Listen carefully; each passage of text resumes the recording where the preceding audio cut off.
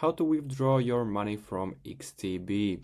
So simply open your XTB app, and once you are here, make sure to click on the tab on your amount.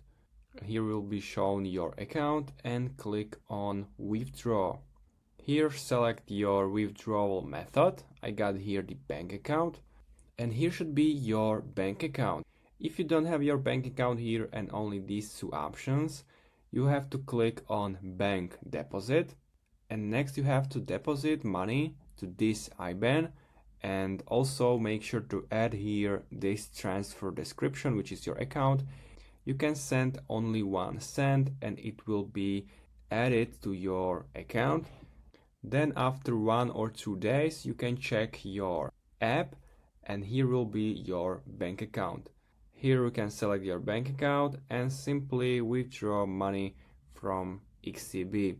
Then click continue to summary and finish the withdrawal, and your money will be sent to your bank account. So that's how you can do it. If you find this video helpful, please consider subscribing, and see you next time.